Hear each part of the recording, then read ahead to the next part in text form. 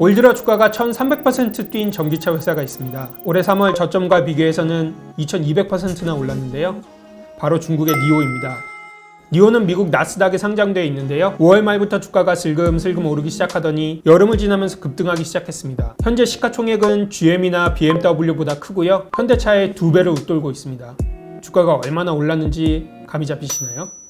니오가 중국판 테슬라라고 불릴 정도로 유명한 회사긴 하지만 올라도 너무 올랐다는 느낌을 지울 수 없습니다. 니오가 지금 돈을 엄청나게 많이 벌고 있느냐? 신차 판매가 빠르게 늘고 있지만 아직 엄청난 적자를 기록 중입니다. 올해 상반기 순손실이 28억 6,900만 위안, 우리 돈으로 4,800억 정도 됩니다. 결국 지금은 적자이지만 앞으로 돈을 엄청 많이 벌 것이라는 기대가 주가에 반영된 셈인데요. 도대체 무엇이 니오를 이토록 주목받게 만들었을까요? 한번 알아보겠습니다. 우선 니오는 2014년 11월 리핀이라는 사람이 설립한 회사입니다. 리핀은 니오 전에 비트오토라는 온라인 자동차 포털을 만든 사람인데요. 10년 만에 나스닥 상장에 성공하면서 중국 IT 업계의 유명한 인사가 됐습니다. 리핀은 앞선 성공을 바탕으로 전기차 사업에 뛰어들었는데요. 이때 설립한 것이 니오입니다. 당시는 중국 정부가 대기 오염을 줄이고 자국 자동차 산업을 육성하기 위해 전기차에 엄청난 투자를 시작할 때였는데요. 바로 여기서 리핀은 엄청나게 큰 기회를 본 것이겠죠. 니오는 2016년 11월 자사 첫 모델이자 스포츠카인 EP9을 공개합니다. 이때부터 주목받기 시작하죠. 이듬해 텐센트로부터 10억 달러를 투자받았는데요. 본격적으로 성장하기 시작합니다. 2018년에는 첫 양산형 SUV ES8을 출시하면서 8,000대 넘게 팔고 나스닥 입성에도 성공합니다. 창업부터 미국 상장까지 4년도 걸리지 않은 초고속 성장이었는데요. 초기부터 구축한 강력한 협력 네트워크가 큰 힘이 됐습니다. 예를 들어 차량 OS 개발은 중국 IT 대기업이죠. 텐센트, 바이두 등과 협력하고 자율주행은 인텔 자회사 모빌아이와 함께하는 시기였습니다. 심지어 생산도 JAC 모터스라는 중국 자동차 회사에 맡겼고요. 배터리는 CATL로부터 납품받았습니다. 최고의 회사와 협력한 것이 단기간에 고품질의 차를 만들 수 있었던 비결이 됐습니다. 니오는 지금도 공장이 없습니다.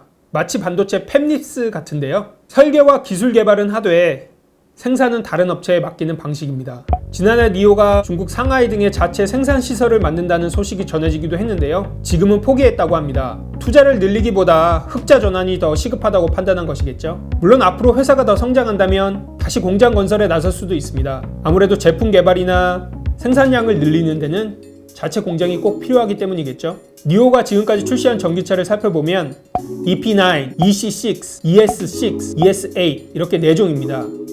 고성능 스포츠카인 EP9을 빼면 모두 프리미엄 SUV인데요. 가장 저렴한 ES6의 가격이 6천만원부터 시작합니다. 상당히 고가이지만 올해 3분기 중국에서 12,000대 넘게 팔렸습니다. 4분기에는 17,000대 정도 팔릴 것 같다는 전망이 나오는데요. 니오는 테슬라 모델 3의 대항마로 내년에 세단까지 출시할 계획입니다. 그럼 판매량은 더욱 늘어날 것으로 보입니다.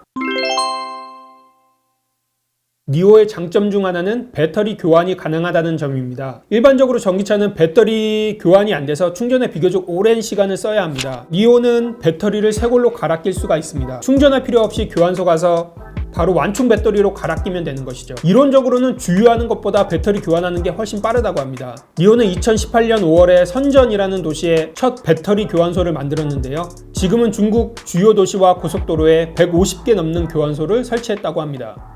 니오의 배터리 교환 작업을 자세히 살펴보면 이렇습니다.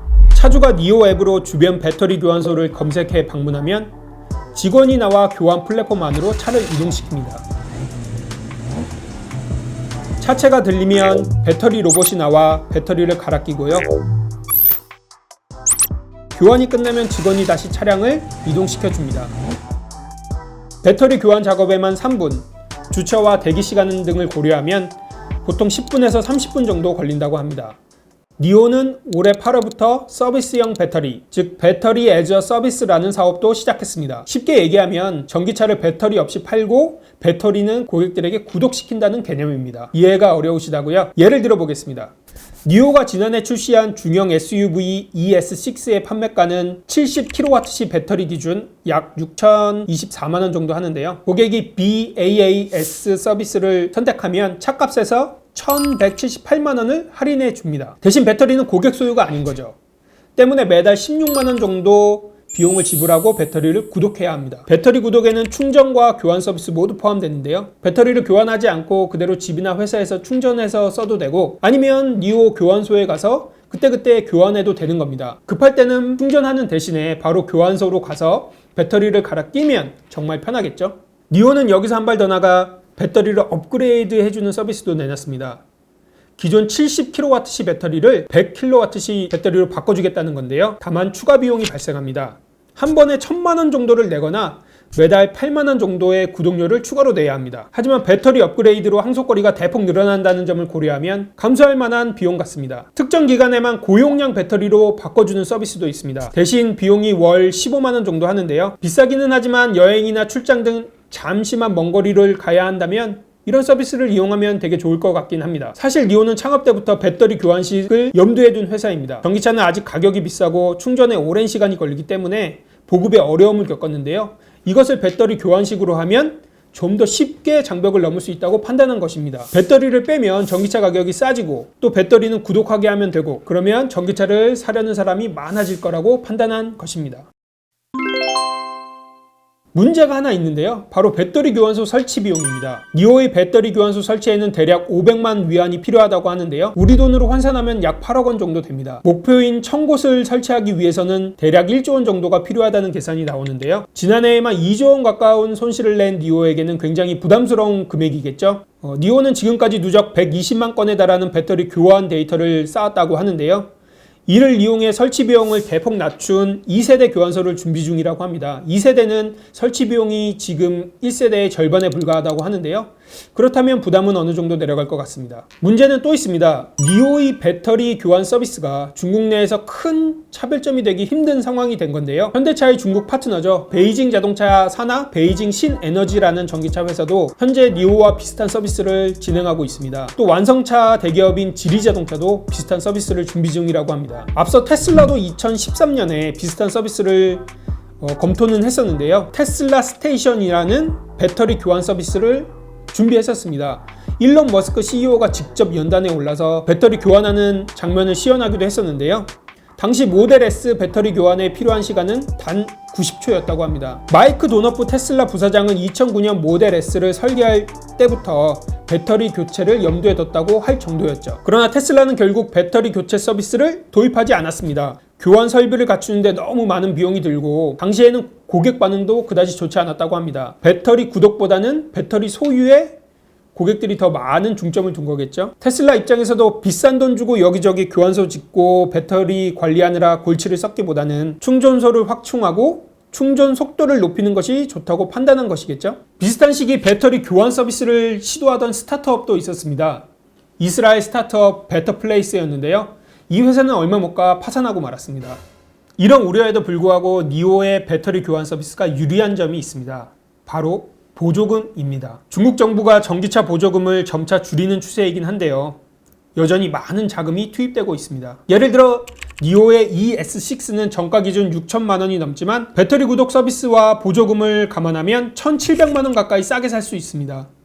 충분히 경쟁력 있는 가격이죠. 중국이 매년 120만 대 이상의 전기차가 팔리는 거대한 시장이라는 점을 생각하면 정부의 든든한 지원을 받는 니오의 앞날은 밝아 보입니다. 다만 다시 주가 이야기로 돌아오면 불안한 점이 있습니다. 주가의 미래 가치가 반영되는 것은 당연하지만 현재 니오의 실적에 비해 너무 비싸진 감이 없지 않습니다. 실제로 매출 대비 주가 수준을 알려주는 PSR, 주가 매출 비율이라는 지표가 있는데요. 살펴보면 테슬라가 19.2배 정도 됩니다. 그런데 니오는 33배가 넘습니다. 최근 투자가 몰리면서 주가가 급등한 여파이지만 일각에서 고평가 논란이 나오는 배경입니다. 월스트리트저널이 최근 기사에서 니오가 가속 페달을 너무 밟는 것 같다 라고 우려를 나타낸 것도 같은 맥락이라고 볼 수 있습니다. 지금 니오 주식을 사는 것은 조금 신중할 필요도 있어 보이는데요. 물론 니오가 더 빨리 성장해서 지금 주가 수준을 정당화할 수도 있습니다. 정리하면 중국 전기차 업계의 대표 주자 니오가 짧은 시장에 엄청나게 성장을 한 것은 사실입니다. 적어도 중국에서는 테슬라의 위협이 될 정도로 독특한 혁신을 계속하고 있습니다. 또한 뒤에 텐센트, CATL과 같은 든든한 우군이 버티고 있고요.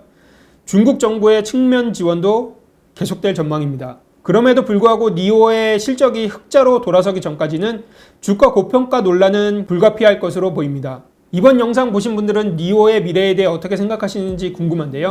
댓글 남겨주시면 참고하도록 하겠습니다. 니오에 관심을 둔 분들에게는 이번 영상이 조그만 도움이 됐으면 더욱 좋겠습니다. 영상 잘 보셨으면 구독과 좋아요도 꼭 부탁드립니다. 감사합니다.